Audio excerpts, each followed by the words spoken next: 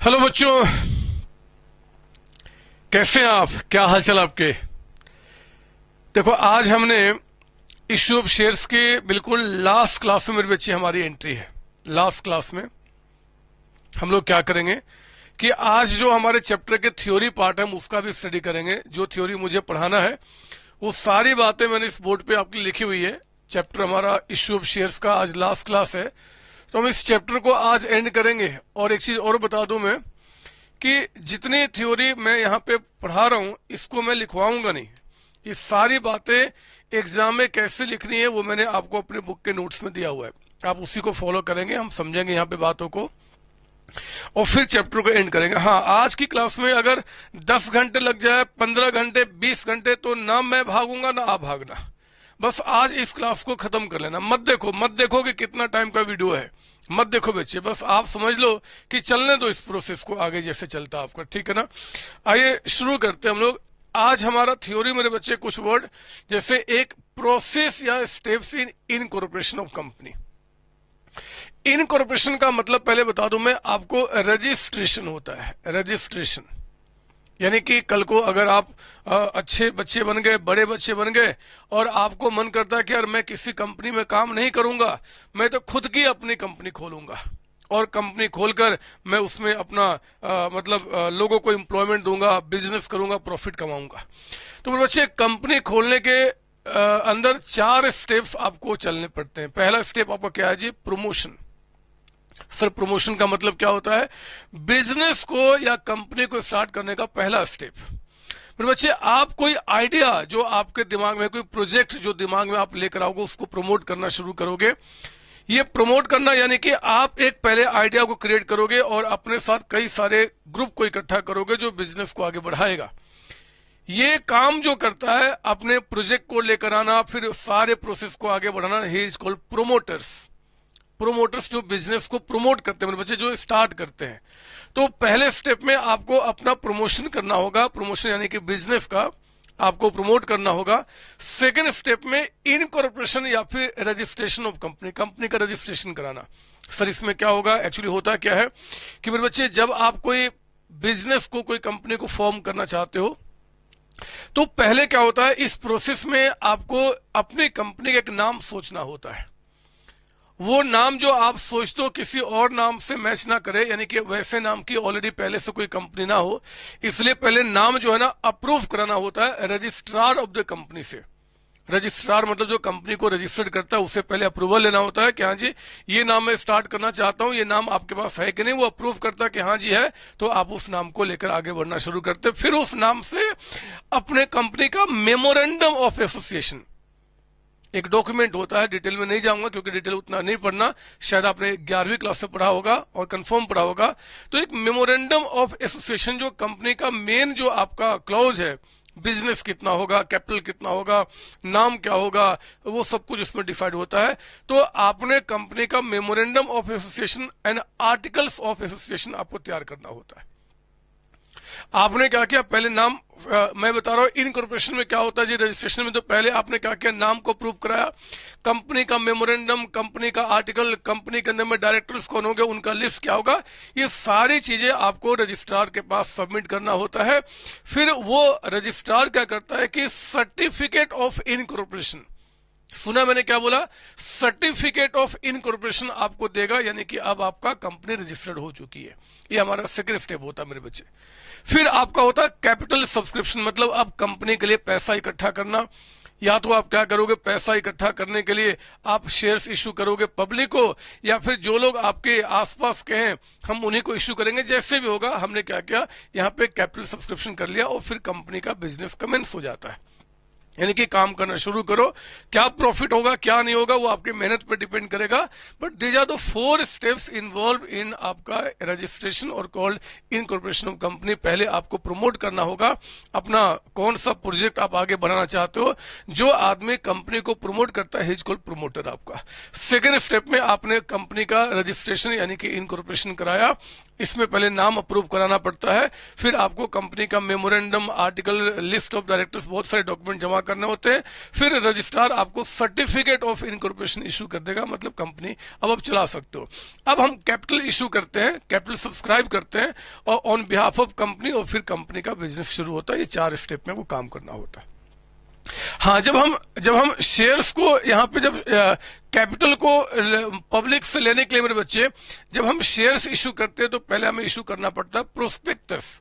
Sir ये prospectus क्या होता है मेरे बच्चे? प्रोस्पेक्टस वो डिटेल डॉक्यूमेंट है जो कंपनी जब पब्लिक को शेयर्स इशू करती है तो उस समय वो उसको प्रिंट करके एक तरीके से आगे जो इन्वेस्टर्स है, जो पब्लिक है, उनके पास भेजती है कि देखो जी हमारा कंपनी है, ये हमारा प्रोजेक्ट है, इतना पैसा हम रेज करना चाहते हैं, ये टर्म्स है, इस तरीके से पेमेंट लेंगे। मतलब जितने सारे क्लोज होते हैं मेरे बच्चे, जितनी सारी बातें होती हैं शेयर्स को इशू करने को लेकर, वो सारी बातें आपको प्रोस्पेक्टस में मेंशन करनी होती है। इसमें क्या लिखना है वो बातें मैंने आपको दी हुई है, जो समझा रहा हूं वही बुक में, वही आपको पढ़ना है। फिर देखो एक होता है प्रिलिमिनरी एक्सपेंसिव। प्रिलिमिनरी ये क्या होता है? जब आप बिजनेस को स्टार्ट करते हो ना, जैसे मान लो आपने क्या क्या रजिस्ट्रेशन कंपनी कराना शुरू किया मेरे बच्चे, वहीं से खर्च होने शुरू हो जाते हैं।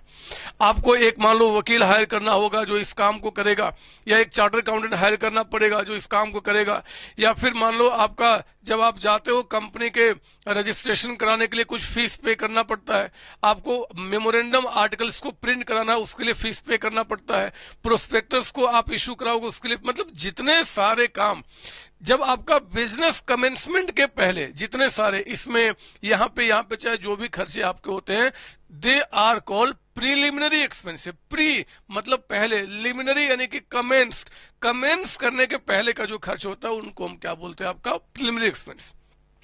हमारा अकाउंट्स कहता है भैया आपके जितने भी खर्चे प्रिलिमिनरी होते हैं, जब पहला आप प्रॉफिट लॉस अकाउंट बनाओगे अपने इस कंपनी का, उस प्रॉफिट लॉस में खर्च के रूप में आप उसको माइनस कर देना। जैसे हम रेंट पे करते हैं, सैलरी पे करते हैं, कमीशन पे करते हैं, और हम अपने प्रॉफिट लॉस से माइनस करते हैं, उसी तरीके से मेरे बच्चे प्रिलिमिनरी एक्सपेंसेस जो होता है, मतलब कंपनी के कमेंसमेंट के पहले इसमें जितने सारे खर्चे होते हैं उन खर्चों को भी आप अपने प्रॉफिट लॉस में खर्च के रूप में माइनस कर देंगे। बात समझ में आ रही है यहाँ पे? सर हाँ। तो ये हमारा हो गया आपका प्रीलिमिनरी के बारे में। अब देखो प्रेफरेंस शेयर्स, हमने आपको पहली दूसरी तीसरी क्लास में बताया था कि शेयर्स 2 तरीके के होते हैं, एक इक्विटी दूसरा प्रेफरेंस। याद है आपको? याद है ना आपको? सर हाँ। अब देखो बच्चे, ये जो प्रेफरेंस इक्विटी शेयर्स के कोई टाइप नहीं होते, इक्विटी शेयर्स बस इक्विटी शेयर्स होता है, लेकिन जो प्रेफरेंस शेयर्स होते हैं सेकंड वाले, जिसपे डिविडेंड का रेट फिक्स होना, आपका पहले उनका पेमेंट करना, मैनेजमेंट में पार्टिसिपेट ना करना, ये बातें मैंने पहले आपको समझाई हुई हैं। कहते हैं कि जो प्रेफरेंस शेयर्स होते हैं उनके कई टाइप से मेरे बच्चे, कई तरीके के होते हैं, कई तरीके के। उस कई तरीके में मैं आपको बताऊं जरा, देखो A, B, C and D 4 तरीके से उनको हम आपका डिफाइन करते हैं। मतलब जब हम प्रेफरेंस शेयर्स को क्लासिफाई करेंगे कि वो किन टाइप्स में क्लासिफाई किया जाएगा, तो 4 बेसिस होता है क्लासिफिकेशन करने का। उसमें पहला क्या बता रहा आपको यहाँ पे? With reference to dividend. अब सुनते चलो बात को, अब सोना मत, बस मेरी बात सुनते चलना। जब समझ में आ जाए सारी बातें तो आप प्रॉमिस करो कि मेरी बुक को ओपन करोगे, और बुक को ओपन करने के बाद क्या होगा, आप सबको ठीक से पढ़ोगे, और पढ़ने के बाद अगले स्टेप में सबको लिखकर अपने हाथ से प्रैक्टिस करोगे। आप प्रॉमिस करो, आप प्रॉमिस करो मेरे बच्चे। अगर आपने इस प्रॉमिस को तोड़ दिया तो मैं आपको श्राप देता हूं कि अगला जन्म जो आपका होगा वो कीड़े का होगा। याद रखना। इसलिए आप अगर अगले जन्म में विश्वास करते हो और अगला जन्म अगर मनुष्य का लेना चाहते हो, कीड़े का जन्म नहीं लेना चाहते, तो जो बोलना उसको पूरा करना। पहले अभी मेरे साथ क्लास चल रही है, क्लास के बाद आप मेरे नोट्स को एक बार पूरा पढ़ोगे, जिन जिन थ्योरी को समझा रहा हूं, और फिर उसके अगले स्टेप में आप उसको लिखने के हाथ से प्रैक्टिस करेंगे। थ्योरी पे कमांड तभी हो पाता है जब हम हाथ से लिखने की प्रैक्टिस करते हैं, तो आप करेंगे जरूर आपका। आइए मैं आपको टाइप्स ऑफ प्रेफरेंसेस बताता हूं विथ रेफरेंस टू डिविडेंड। मेरे बच्चे 2 है, एक है क्यूमुलेटिव, एक है नॉन क्यूमुलेटिव। समझो इसका मतलब। क्यूमुलेटिव का मतलब होता है इकट्ठा होते चले जाना। एक्यूमुलेट होना, इकट्ठा होना। सर मतलब मैं आपको बताता हूं, देखो मेरे पास कुछ ईयर में ले रहा हूं, 2000 आपका 18, 2019, 2020 एंड सो ऑन, बहुत सारे वो ले सकते हैं। देखो मान लो कंपनी के अंदर में 10% आपका प्रेफरेंस शेयर कैपिटल है। सर हम भी लिखें, नहीं लिखना, बस सुनो मेरी बात। मान लो कंपनी के अंदर में 1 लाख रुपीज का, 1 लाख रुपए का 10% प्रेफरेंस शेयर कैपिटल है, यानी कि 1 लाख रुपए पे कंपनी हर एक साल 10% का डिविडेंड पे करेगी। 1 लाख रुपए के ऊपर में हर एक साल कंपनी 10% का डिविडेंड पे करेगी। बताओ 1 लाख रुपए का 10% कितना होता है? 10,000। आप जानते तो हो कि प्रेफरेंस शेयर्स पे डिविडेंड का जो रेट होता है मेरे बच्चे वो फिक्स्ड होता है। तो कहता है कि 1 लाख रुपए पे 10% यानी कि 10,000 का इस 2018 में कंपनी 10,000 का डिविडेंड पे करेगी to the preference share holders. लेकिन मेरे बच्चे कंपनीज एक्ट में लिखा है कि ये जो प्रेफरेंस शेयर्स है ना, they are owner of the company, company के मालिक है। इस मालिक को डिविडेंड तभी देना जब कंपनी प्रॉफिट कमाएगी। मेरी बात सुन लो मैं क्या बोल रहा हूं। अगर कंपनी प्रॉफिट कमाती है, अगर कंपनी प्रॉफिट कमाती है तभी आपको 10,000 का ये डिविडेंड आपको मिलेगा। सर इसका मतलब क्या है मेरे बच्चे? इसका मतलब है कि अगर मान लो 2018 में कंपनी को प्रॉफिट नहीं होता, 2018 में कंपनी को प्रॉफिट नहीं होता या फिर कंपनी लॉस में चली जाती है, तो उस केस में आपको ये 10,000 का डिविडेंड नहीं पे किया जाएगा, नहीं पे करूंगा। तो सर फिर क्या होगा मेरे बच्चे? उस केस में क्या होगा कि जब 2019 आएगा ना, 2019, तो 2019 में इनको 2 साल का डिविडेंड पे किया जाएगा, 2 इयर्स का। कौन सा? एक तो पिछले साल का 10,000 जो बकाया था वो पे किया जाएगा, और एक करंट ईयर का जो 10,000 बनेगा वो पे किया जाएगा, यानी कि 20,000। अगर पिछले साल पे नहीं हुआ कोई बात नहीं, वो एक्यूमुलेट हो जाएगा, वो क्यूमुलेट हो जाएगा और वो अगले साल पे किया जाएगा। लेकिन फिर से वही बात है मेरे बच्चे, यहां पे तब पे किया जाएगा अगर कंपनी को प्रॉफिट होती है। अगर कंपनी को प्रॉफिट नहीं हुआ या फिर लॉस हुआ तो उस केस में इस साल भी आपको 20,000 पे नहीं किया जाएगा, फिर अगले साल वो पे किया जाएगा। और अगले साल कितना पे किया जाएगा? तो वो 20,000 जो पिछले 2 वर्षों से बकाया आ रहा था और प्लस करंट ईयर का 10,000 यानी कि 30,000 का अमाउंट, ये 30,000 पे किया जाएगा। सुनो मेरी बात, आप अगर ध्यान से देखो तो क्या हो रहा है जी कि डिविडेंड जो है ना बच्चे, किसी एक वर्ष का नहीं पे हुआ तो अगले साल वो एक्यूमुलेट हो गया, क्यूमुलेट हो गया। इसी को बोलते हैं हम आपका cumulative preference shares. Cumulative, CUMULATIV, cumulative preference shares इसका नाम होता है। हाँ, तो इसके अंदर क्या होगा जी कि अगर पिछले कई वर्षों में हम आपका डिविडेंड नहीं पे कर पाए, अगर कंपनी को लॉस या प्रॉफिट नहीं हुआ तो वो अगले वर्षों में पे किया जाएगा। और अगले वर्ष में कब पे किया जाएगा? जब प्रॉफिट होगा, उसको बोलते हैं क्यूमुलेटिव। एक होता है नॉन क्यूमुलेटिव। नॉन क्यूमुलेटिव का मतलब क्या जी? अगर मान लो यहां पे 10,000 जो पिछले साल का था 2018 में, और 2018 में कंपनी को लॉस हो गया या फिर प्रॉफिट नील हो गया, मतलब प्रॉफिट नहीं हुआ, तो उस केस में 2019 में ये 10,000 जो पिछले साल का था वो नहीं पे किया जाएगा, सिर्फ 2019 का जो होगा वही पे किया जाएगा। मतलब यहां पे क्यूमुलेट नहीं होगा मेरे बच्चे। अगर किसी साल का हम पेमेंट नहीं कर पाए तो उस साल में ही वो सदा के लिए खत्म हो जाएगा, उसका हम पेमेंट दोबारा नहीं करेंगे। यानी कि 2019 में अगर प्रॉफिट होता है तभी हम ये पे करेंगे। अगर 2019 में फिर से लॉस हो गया या प्रॉफिट 0 हो गया तो मेरे बच्चे 2019 में भी प्रेफरेंस वालों को पे नहीं किया जाएगा। और हाँ, ये अगले साल एक्यूमुलेट भी नहीं होगा, यानी कि 2020 में 10,000 ही पे किया जाएगा, ऐसा कहा जाता है। इसका मतलब ये निकल गया, बात ध्यान से सुनो, कि अगर किसी वर्ष में डिविडेंड नहीं पे कर पाए बिकॉज ऑफ लॉस, तो that amount will be accumulated if it is cumulative preference shares, but that amount will not be accumulated if it is non-cumulative preference shares। आपका non-cumulative, तो ये दोनों में आपका फर्क मैंने आपको बता दिया। बात समझ में आ गई? बात समझ में आ गई? सर हाँ, आगे बोलो सर, बताओ ना आगे। अब आओ ना, फिर कहता है with reference to participation in surplus of profit. Participation, ध्यान से मेरी बात सुनना, मैं जो बोल रहा हूं अभी सुनते चलो, क्योंकि कई तरह के प्रेफरेंस शेयर्स होते हैं। सर वो होंगे कौन, हमें कैसे पता चलेगा? हमेशा प्रेफरेंस शेयर्स के पहले उसका नाम लिखा होता। अब चिंता नहीं करना, पहले मुद्दे पे आते हैं। कहता है कि with reference to participation in surplus profit. इसका मतलब क्या, मैं बताता हूं। पता है बच्चों, मान लो कंपनी के पास यहां पे नेट प्रॉफिट, आपको लिखना नहीं, बस मेरी बात सुनो। कंपनी के पास प्रॉफिट जो आपका है वो 2 लाख का अमाउंट है, 2 लाख का प्रॉफिट आपका है जो कंपनी ने कमाया, 2 लाख रुपए। और मान लो यहाँ पे 10% कहता है कि प्रेफरेंस शेयर कैपिटल है। ये मान लो आपका सपोज कि 5 लाख का है। सर हम भी लिखे, नहीं लिखना, सुनो तो मेरी बात। और कहता है कि मान लो equity share capital, equity share capital यहाँ पे मान लो आपका 3 लाख रुपीज का अमाउंट है ना। तो ये जो 2 लाख का अमाउंट है, जरा बताओ इनको कितना मिलेगा। 5 लाख का 10% यानी कि 50,000, इनको 50,000 मिलेगा। तो 50,000 तो इनको मिल गया, कितना बच गया, 1,50,000।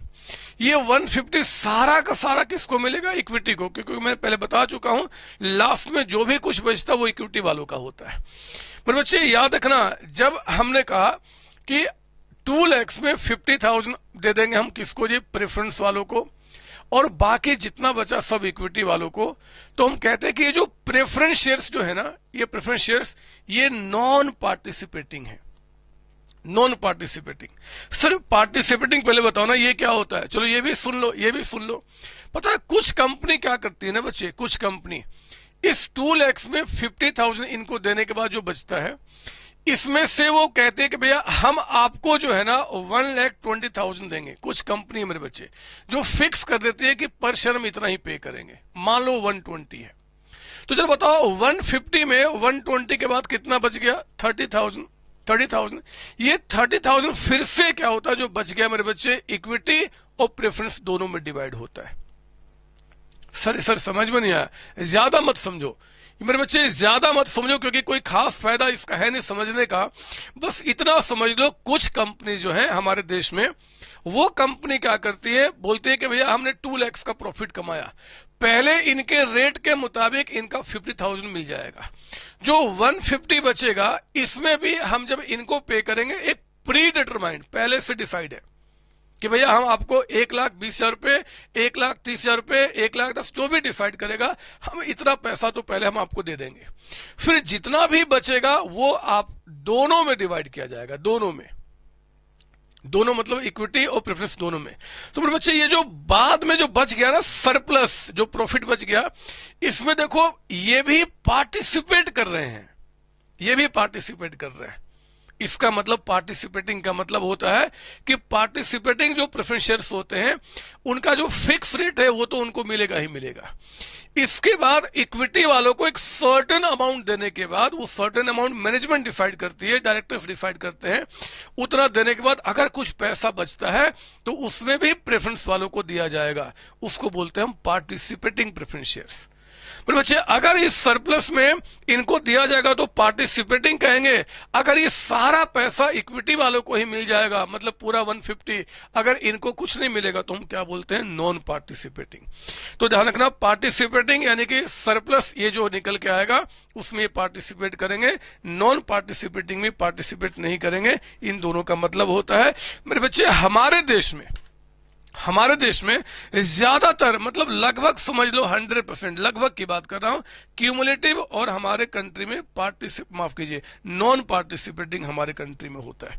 मतलब अपने देश की बात करें तो हमारे कंपनीज जो हैं हमारे कंट्री में मेरे बच्चे, वो जो प्रेफरेंस शेयर्स इशू करती है वो क्यूमुलेटिव होता है और नॉन पार्टिसिपेटिंग होता है। मतलब इनका जो रेट है हम उतना ही आपको देते हैं। जनरली बात कर रहे हैं आपका, ऐसे कंपनी में कोई बंदिश नहीं है, वो चाहे तो आपका पार्टिसिपेटिंग भी इशू कर सकती है, वो चाहे तो आपका नॉन क्यूमुलेटिव भी इशू कर सकती है, बट जनरली हमारे देश में आपका क्यूमुलेटिव और आपका नॉन पार्टिसिपेटिंग होता है। बात समझ में आ गई? सर हाँ। तीसरा मेरे बच्चे आपका है विथ रेफरेंस टू कन्वर्टेबिलिटी। हमारे जो प्रेफरेंस शेयर्स हैं, प्रेफरेंस शेयर्स जो हमारे हैं, अगर वो फ्यूचर में किसी और भी सिक्योरिटीज में कन्वर्टेबल है, मतलब हमने जब प्रेफरेंस शेयर्स इशू किया था तो उनको कहा था कि देखो जी हम 5 वर्षों के बाद, 10 वर्षों के बाद या 2 वर्षों के बाद या मैच्योरिटी पे हम आपको इक्विटी शेयर्स में कन्वर्ट कर देंगे, हम आपको डिवेंचर्स में कन्वर्ट कर देंगे। सर डिवेंचर क्या होता है आगे बताऊंगा, अभी चैप्टर आपका आएगा। सिक्योरिटी मान लो जैसे शेयर्स है वैसे डिवेंचर है। तो मेरे बच्चे जब प्रेफरेंस शेयर्स हमारे कन्वर्टेबल होते हैं किसी और सिक्योरिटी में, हम कहते हैं वो कन्वर्टेबल प्रेफरेंस शेयर्स है, कन्वर्टेबल। और अगर वो फ्यूचर में किसी और सिक्योरिटी में कन्वर्ट नहीं किए जा सकते, कंप्लीटली मना है, कंप्लीटली अगर मना है तो उसको बोलते हैं नॉन कन्वर्टेबल। बात समझ आ रही है? ये कंपनी टू कंपनी डिपेंड करती है कि जब वो प्रेफरेंस शेयर्स इशू करेगी तो वो कन्वर्टेबल है कि नॉन कन्वर्टेबल है। ये सारी बातें वो कौन सा होगा, उनको अपने प्रोस्पेक्टस जब इशू किया जाएगा बच्चे, उसमें मेंशन करना पड़ता है कि भैया हमारे प्रेफरेंस शेयर्स आपका नॉन कन्वर्टेबल है या कन्वर्टेबल है, हमारे प्रेफरेंस शेयर्स जो आपके हैं वो क्यूमुलेटिव है कि नॉन क्यूमुलेटिव है, या पार्टिसिपेटिंग है कि नॉन पार्टिसिपेटिंग। सारी बातें प्रोस्पेक्टस में लिखी होती है हर एक चीज को। अगर हम इक्विटी शेयर्स इशू करते हैं तो हमारा प्रोसेस क्या होगा, तरीका है, वो सारी बातें प्रोस्पेक्टस में। प्रोस्पेक्टस मतलब एक तरीके से जब कोई सामान हम बेचने जाते हैं ना बच्चे, तो हमारे सामान से जुड़ी हुई सारी बातें हम उसमें बताते हैं। तो शेयर्स बेच रहे हो तो शेयर्स की सारी बातें बताएंगे, कुछ खास बड़ी बात नहीं है, बुक में मैंने दिया हुआ है। आगे जाइए जरा। तो कन्वर्टेबिलिटी में कन्वर्टेबल नॉन कन्वर्टेबल हमारे देश में ये भी होता है, ये भी होता है, वो कंपनी टू कंपनी डिपेंड करती है। और हाँ, विथ रेफरेंस टू रिडम्पशन, ये ध्यान रखना। जब आप थोड़े बड़े हो जाओगे, थोड़े बड़ी क्लास में आओगे, तो आप वहां पे इनके बारे में डिटेल में पढ़ोगे। अभी तो इतना समझ लो कि जो प्रेफरेंस शेयर्स होते हैं मेरे बच्चे, वो रिडीमेबल भी होते हैं और इरिडीमेबल भी होते हैं। रिडीमेबल का मतलब होता है जिसका एक समय के बाद आपको पैसा वापस करना होता है। अगर हमने आज पब्लिक से कुछ पैसा लिया है तो एक समय के बाद उनका पैसा वापस करना होगा, इसको कहते हैं रिडीमेबल। और इरिडीमेबल का मतलब मेरे बच्चे कि जो पैसा हमने पब्लिक से लिया वो वापस नहीं करेंगे। ये कैसी बात है जी, पब्लिक से जो पैसा लिया वापस नहीं करेंगे? हाँ मेरे बच्चे, हाँ, हमने आपको मालिक बनाया है। मालिक, आप कंपनी का प्रॉफिट लो ना, आप अपना पैसा वापस कैसे ले सकते हो जी? This is called irredeemable. तो रिडीमेबल का मतलब क्या, जो एक समय के बाद रिडीम हो जाएगा। और इरिडीमेबल का मतलब क्या, जो एक समय के बाद कभी भी रिडीम नहीं होगा। कान खोल के सुनना, कान है ना आपके पास, दोनों कान है, तो दोनों कान खोल के सुनना। हमारे देश में सिर्फ और सिर्फ मेरे बच्चे रिडीमेबल प्रेफरेंस अब अलाउड है। इरिडीमेबल हमारे देश में अलाउड ही नहीं। तो सर हम पढ़ क्यों रहे हैं? क्योंकि दुनिया, इंडिया से बाहर भी तो जाना है, दूसरे देशों में भी तो काम करना है, वहां पे हो सकता है उस तरीके का प्रेफरेंस शेयर्स हो, तो नॉलेज होना जरूरी है।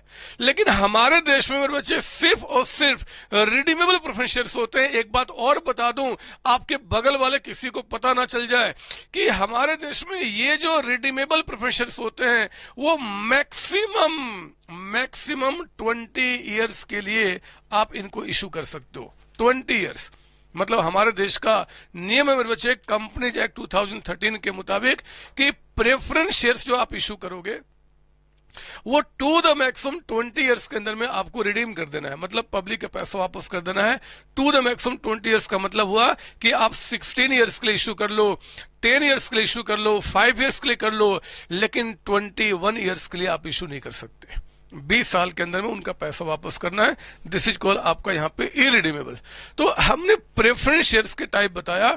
एक आपका होता है क्या जी, क्यूमुलेटिव, दूसरा होता है नॉन क्यूमुलेटिव।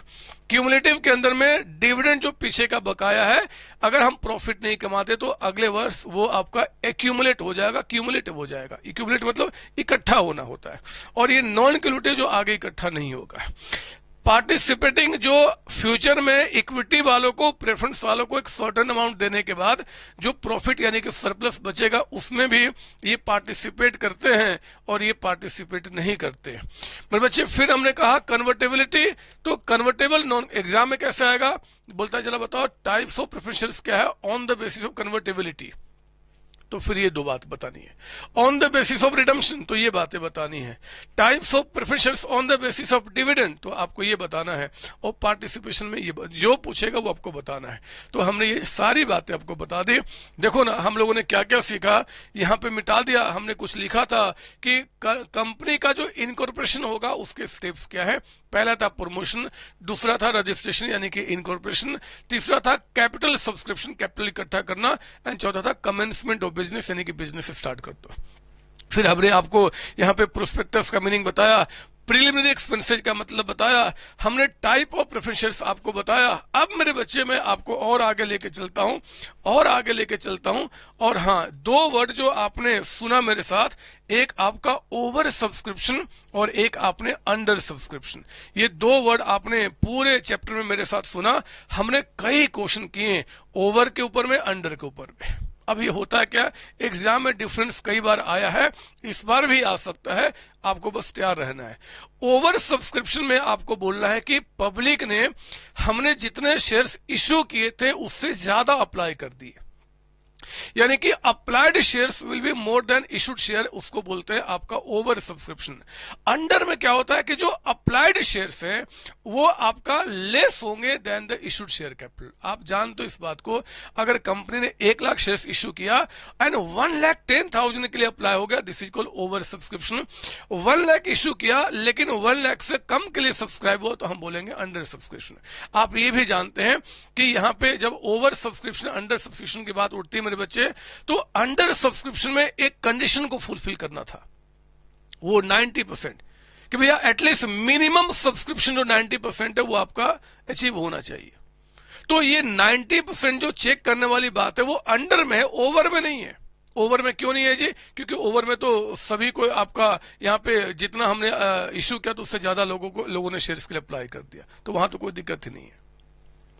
तीसरा मेरे बच्चे कि अगर वो ओवर सब्सक्रिप्शन है तो जितने भी एप्लीकेशन हमारे पास आए हैं सभी को शेयर अलॉट नहीं हो सकते। दोबारा सुनिए, ओवर सब्सक्रिप्शन के अंदर में जितने शेयर्स का एप्लीकेशन आया है उतना हम अलॉट नहीं कर सकते, क्योंकि हमें पता है कि 120 का एप्लीकेशन आया है और हम 1 लाख ही कर सकते, तो 1 लाख ही कर सकते, बाकी को तो छोड़ना होगा जी, या तो बाकी को रिजेक्ट कर दो या प्रोराटा करना पड़ेगा।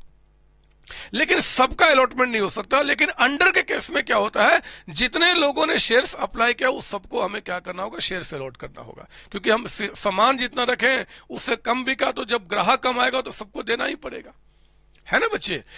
फिर और सुनिए मैं और बातें करो, अभी देखा नहीं मैंने क्या लिखा है, बस सुनो मेरी बात। ओवर सब्सक्रिप्शन में क्या था कि जो एक्सेस अमाउंट हमारे पास आया था या तो हमने रिफंड कर दिया था या आगे आने वाले जो इंस्टॉलमेंट थे उसमें एडजस्ट किया था, ओवर के अंदर में। लेकिन अंडर में ऐसा कुछ केस ही नहीं है, क्योंकि भैया जितना हमने शेयर्स इशू किया उससे कम अप्लाई किया तो कोई एक्सेस अमाउंट है नहीं, तो फिर आगे क्या हम एडजस्टमेंट करेंगे, क्या एडजस्टमेंट करेंगे जरा बताओ। बात समझ आ रही है यहाँ पे? सर हाँ, उन्हीं बातों को मेरे बच्चे मैंने यहाँ पे समझाया है।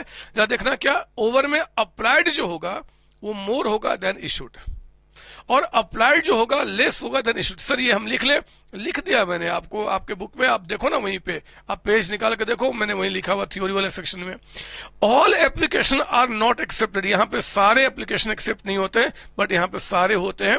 यहाँ जो एक्सेस मनी आपके पास आया है वो आपका अलॉटमेंट में एडजस्ट होगा या रिफंड किया जाएगा, यहाँ पे कोई एक्सेस अमाउंट होता ही नहीं है। और कंपनी मेरे बच्चे इसके अंदर में मिनिमम सब्सक्रिप्शन के प्रॉब्लम में नहीं फंसती है, लेकिन यहां पे वो फंस सकती है। मतलब जो मिनिमम था 90%, यहां तो हमें चेक नहीं करना क्योंकि ज्यादा लोगों ने अप्लाई किया, बट यहां पे चेक करना पड़ेगा। ये 4 डिफरेंसेज होते हैं। अगर कुछ और डिफरेंसेज बनाने का मन करे तो आप बना लेना, लेकिन 4 मेन होते हैं मेरे बच्चे। पहला, अप्लाइड ज्यादा होगा, पहले वाले में अप्लाइड ज्यादा होगा देन इशूड, वहां पे आपका अप्लाइड कम होगा। दूसरा हमने क्या बोला कि ओवर में एक्सेस अमाउंट जो आया या तो रिफंड करना पड़ेगा या अलॉटमेंट में एडजस्ट करना पड़ेगा। वहां पे हमने क्या बोला, ऐसा कोई केस ही नहीं है एक्सेस अमाउंट का। यहां क्या बोला कि आपका जब जितने लोगों ने अप्लाई किया उन सबको शेयर अलॉट नहीं हो सकता, वहां पे आपका क्या होगा जी, सबको अलॉट किया जाएगा। यहां पे ओवर में मिनिमम सब्सक्रिप्शन का जो कंडीशन था उसको चेक करने की रिक्वायरमेंट ही नहीं है, लेकिन वहां चेक करना पड़ेगा। कहीं मान लो 90% नहीं हुआ तो फिर तो वापस करना पड़ेगा। तो दीज आर 4 आपके पॉइंट्स जो कि हमें यहाँ पे देखने होते हैं, ठीक है ना। ये भी बात मैंने आपको समझा दी। थ्योरी है, थ्योरी में क्या करूं, कुछ है नहीं। Types of share capital. अरे शेयर कैपिटल तो 2 तरीके के होते हैं, इक्विटी एंड प्रेफरेंस। आपका शेयर्स कहते चाहे शेयर कैपिटल, लेकिन अगर एग्जाम में कहे कि types of share capital from accounting point of view, कहता है कि शेयर कैपिटल बताओ जी क्या है, अकाउंटिंग पॉइंट ऑफ व्यू से। मेरे बच्चे अकाउंटिंग मतलब जो आपने बैलेंस शीट नहीं बनाया था, वो ऑथराइज्ड, वो इश्यूड, वो आपका क्या था वो जी, वो क्या था, सब्सक्राइब्ड। था ना 3 नाम अकाउंटिंग में। अकाउंटिंग मतलब जो रिकॉर्डिंग कर रहे हैं उसमें कौन कौन से नाम यूज किया जा रहा है, तो ऑथराइज्ड हो रहा है, ऑथराइज मतलब मैक्सिमम, इशूड यानी कि जितना इशू किया, सब्सक्राइब्ड यानी कि आपका जितना हमने पब्लिक ने सब्सक्राइब किया। सब्सक्राइब में आपका 3 था, नॉर्मल सब्सक्रिप्शन यानी कि full subscription, over subscription, under subscription. वही बातें यहां बतानी होंगी, है ना। इसके बाद कुछ और अच्छे वर्ड मैं आपको यहां बता दूं, एग्जाम में पूछ सकता है कि जरा बताओ कॉल्ड अप शेयर कैपिटल क्या होता है, अनकॉल्ड शेयर कैपिटल क्या होता है, पेड अप शेयर कैपिटल क्या होता है। ये बातें भी हमने क्वेश्चन में डिस्कस कर ली है मेरे बच्चे। ये सारी बातें हम लोगों ने क्वेश्चन में डिस्कस कर ली है, फिर भी आपके खातिर मैं यहाँ पे काम करता हूं, इनका मीनिंग समझा देता हूं। याद कीजिए, याद कीजिए, मैं इसको मिटाते चलूं, मेरे पास जगह कम है, इसको मिटा देता हूं। आप याद कीजिए, जब हमने इंस्टॉलमेंट में पैसा मंगाया था, मान लो एप्लीकेशन का 2, हमने कहा भैया अलॉटमेंट पे 3 लेकर आओ, फर्स्ट कॉल हमने कहा था 4 लेकर आओ, और फाइनल कॉल हमने कहा था 1 रुपए लेकर आओ। अगर हमने मान लो 10 रुपए इस 4 पार्ट में आपसे मंगाए थे, ये जो 10 रुपए का अमाउंट था अगर हमने 4 पार्ट में मंगाया था, application, allotment, first call, final call, तो मेरे बच्चे याद कीजिए, कॉल्ड अप का मतलब समझा रहा हूं, कॉल्ड अप का। अगर जहां तक आपने पब्लिक से कंपनी ने ये और ये पैसा मंगा दिया है, जहां तक आपने क्वेश्चन सोल्व किया, अगर वहां तक मान लो सिर्फ 9 रुपीज मंगाया गया है, इवन रियल लाइफ की बात करूं तो कंपनी ने अगर आज तक पब्लिक से 9 रुपया मंगाया, आउट ऑफ 10 मंगाया है, कॉल किया है, this 9 rupees is called up share capital.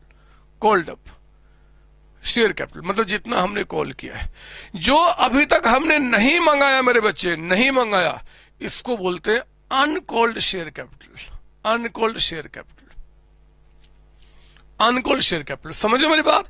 Called up यानी कि जितना हमने कॉल कर लिया, अनकॉल्ड का मतलब जो हमने अभी तक आपसे कॉल नहीं किया, this is called uncalled share capital, this is called called up. और हाँ, सुनो मेरी बात, अगर हमने 9 रुपीज तो कॉल किया है, 9, 4, 3, 2, 9, तो जितना कॉल किया उतना ही तो पेड अप शेयर कैपिटल होगा।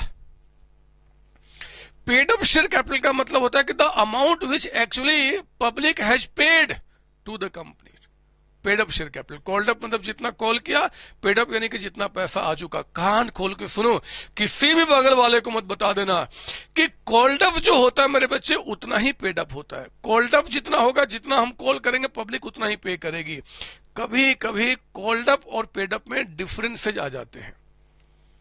हमने आपसे मांगा 10 लाख रुपीज, लेकिन आपने 9 लाख में दिया, मतलब कॉल्ड अप और पेड अप में कभी कभी डिफरेंसेज आ जाते हैं। उस डिफरेंस का रीजन होता है कॉल्स इन अरियर।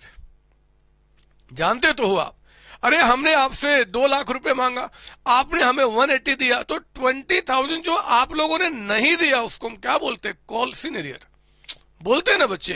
तो याद रखना, अगर एग्जाम में आ जाए 1 नंबर में अगर कि बताओ कॉल्ड अप और पेड अप का डिफरेंस क्या होता है, तो कह देना कि हमारे सर ने कहा था कॉल्स इन अरियर। सर हम ये भी लिखेंगे कि हमारे सर ने कहा था। ना बदमाश ना, आपको लिखना सिर्फ कॉल्स इन अरियर। सर ने थोड़े कहा, ये तो कॉन्सेप्ट है, ये तो दुनिया को पता है, ये तो ब्रह्मांड को पता है, ये हमारे दूसरे देश के जो लोग हैं उनको भी पता है, जो दूसरे दुनिया के लोग हैं, जो जिनको हम एलियंस बोलते हैं, उनको भी पता है कि जितना कॉल किया और जितना पेड हुआ, अगर उसमें कोई डिफरेंस है तो उसका एक रीजन और मात्र एक रीजन होगा, वो आपका क्या होगा जी? पेड अप शेयर कैपिटल, माफ कीजिए, कॉल्स इन अरियर। तो ध्यान रखना, मैंने बता दिया कॉल्ड अप क्या होता है, अनकॉल्ड क्या होता है, पेड अप क्या आपका होता है, ठीक है ना। हाँ, जब बात उठी है 3 शब्दों को समझाने की मेरे बच्चे, तो एक शब्द मैं और आपको समझाना चाहता हूं, एक शब्द और समझाना चाहता हूं। एक वर्ड आप जरा याद करो, आपने सुना था कैपिटल रिजर्व। ये नाम कभी सुना था क्या आपने? Capital reserve. और एक नाम लिखता हूं जो अभी तक आपने नहीं सुना, रिजर्व कैपिटल। रिजर्व कैपिटल, ये दोनों क्या है? पहले वो नाम बता दो जो आप नाम जानते हैं। कैपिटल रिजर्व, कान खोल के सुनना। अगर आज के बाद बाहर वाला कोई भी इंसान आपसे पूछे कि यार कैपिटल रिजर्व क्या होता है, तो आप कह देना कैपिटल रिजर्व का मतलब होता है कैपिटल प्रॉफिट। सर हम भी लिखें? ना लिखो ना, आप सुनो तो मेरी बात, मन करे तो बाद में लिखना, भी सुनते चलो। मैं बस गीता सुना रहा हूं, गीता रामायण में सुना रहा हूं और कुछ नहीं। कैपिटल रिजर्व का मतलब होता है कैपिटल प्रॉफिट। सर ये कैपिटल प्रॉफिट क्या होता है? मेरे बच्चे कैपिटल प्रॉफिट का मतलब होता है देखो जैसे हम फिक्स्ड एसेट्स को बेच, दो तरीके का प्रॉफिट होता है मेनली, एक रेवेन्यू प्रॉफिट, एक कैपिटल प्रॉफिट। रेवेन्यू प्रॉफिट का मतलब हुआ जो बिजनेस से आप कमाते हो, जैसे मैं अभी एजुकेशन के अंदर हूं, तो मेरे बच्चे एजुकेशन से जो भी कमाऊंगा मेरा रेवेन्यू प्रॉफिट है, रेवेन्यू प्रॉफिट। कैपिटल प्रॉफिट का मतलब होता है जो मेरा बिजनेस नहीं है लेकिन फिर भी कुछ तरीकों से कमाता हूं। कुछ तरीके क्या है, जैसे कि सुनना, मेरे पास फिक्स्ड एसेट्स है, ये बिल्डिंग है, 20 लाख रुपए में बिल्डिंग लिया था मेरे बच्चे 20 लाख में, और मान लो मैंने 25 में बेच दिया, तो 20 लाख की बिल्डिंग अगर मैंने 25 में बेचा तो 5 लाख का फायदा हुआ, this is called capital profit. सुनो ध्यान से, fixed assets, long term liability, fixed assets, long term liability and share capital पे अगर मुझे कोई फायदा होता है ना, this is called capital profit. और कैपिटल प्रॉफिट को हम बैलेंस शीट में कैपिटल रिजर्व के नाम से दिखाते हैं। सर क्या क्या बोला, फिर से बोलना। फिक्स्ड एसेट्स, 20 लाख की बिल्डिंग मैंने 25 में बेच दिया, 5 लाख का फायदा हुआ, रेवेन्यू प्रॉफिट नहीं है, कैपिटल प्रॉफिट है, कैपिटल रिजर्व में ट्रांसफर किया जाएगा। मेरे ऊपर 20 लाख का बैंक लोन था, मैंने जब पेमेंट किया तो 70 लाख पे किया, 3 लाख का मुझे फायदा हो गया, कैपिटल प्रॉफिट है। मेरे शेयर्स याद करो जो अभी चैप्टर पढ़ के आ रहे हैं, वो शेयर्स जब हमने फॉरफिट किया था मेरे बच्चे, तो फॉरफिचर अकाउंट में जो पैसा था उसमें बचा हुआ अमाउंट भी आपने कैपिटल रिजर्व में ट्रांसफर किया था ना सारी एंट्रीज में, क्योंकि शेयर्स पे भी कोई फायदा अगर हुआ तो वो भी कहा जाएगा कैपिटल रिजर्व में, क्योंकि कैपिटल प्रॉफिट है। तो कैपिटल रिजर्व का मतलब क्या होता है, कैपिटल प्रॉफिट जो fixed assets, long term liability या फिर शेयर कैपिटल पे फायदा होता है उसको दर्शाता है। मेरे बच्चे एक चीज और बता दूं, ये जो कैपिटल प्रॉफिट है ना, ये यूज किया जाता है सेट ऑफ कैपिटल लॉस। मतलब अकाउंट्स में कोई पूछे कि बताओ कैपिटल प्रॉफिट का क्या लॉस है, तो मेरे बच्चे अगर कोई कैपिटल लॉस होता है, अगर कोई कैपिटल लॉस होता है तो कैपिटल लॉस को हम कैपिटल प्रॉफिट से माइनस करते हैं। सर ये कैसे होता है, आज वो चर्चा का विषय नहीं है। आप थोड़े बड़े हो ना, अभी और बड़े होना है, आपको बीकॉम करना, सीए करना, सीएमए करना, सीएस करना, एमबीए करना, एमको पता नहीं क्या क्या करना है, धीरे धीरे बातें दिमाग में आएंगी, बस थोड़ा सा सुन लो। अगर बिल्डिंग को बेचा था, 5 लाख का फायदा हुआ था, it was capital profit. Building को हमने बेच दिया और 2 लाख का लॉस हो गया, कैपिटल लॉस है, कैपिटल लॉस है। मेरे बच्चे अगर हमने बैंक लोन जो कि 20 का था 25 पे किया, माफ कीजिए 20 का जगह हमें 17 पे किया, 3 लाख का कैपिटल प्रॉफिट हो गया, लेकिन 20 के जगह पे 21 पे करना पड़ा, कैपिटल लॉस हो गया। बिल्डिंग जो मेरी रखी भूकंप आया, डिस्ट्रॉय हो गया, कैपिटल लॉस हो गया। हमारा अकाउंट्स कहता है कि अगर कोई कैपिटल प्रॉफिट है और मान लो कोई कैपिटल लॉस हुआ है तो इस लॉस को आप इससे सेटअप कर सकते हो, एडजस्ट कर सकते हो। वो कैसे होगा वो बाद में बड़े हो जाएंगे तब, अभी हम छोटे छोटे बच्चे हैं, छोटी छोटी बातें करेंगे। बात समझ आ रही है? तो ये हमारा यहाँ पे आपका एडजस्टमेंट होता है। कैपिटल प्रॉफिट कैपिटल लॉस से, sorry capital loss can be set of, यानी कि एडजस्ट फ्रॉम कैपिटल प्रॉफिट आपका। हाँ, आप ये भी जानते हो कि जो कैपिटल रिजर्व होता है ये कहां दिखता है जी, बैलेंस शीट में। किस हेडिंग के अंदर में, रिजर्व सरप्लस, क्योंकि ये भी एक रिजर्व है। जब हम बैलेंस शीट बनाते हैं तो ये कैपिटल रिजर्व जो होता है बैलेंस शीट में दिखता है जी आपका। समझो मेरी बात यहाँ पे। ये मेरे बच्चे मैंने आपको बताया कैपिटल रिजर्व के बारे में। कैपिटल रिजर्व के बारे में, रिजर्व कैपिटल क्या होता है सुन लो, क्या मस्त चीज है।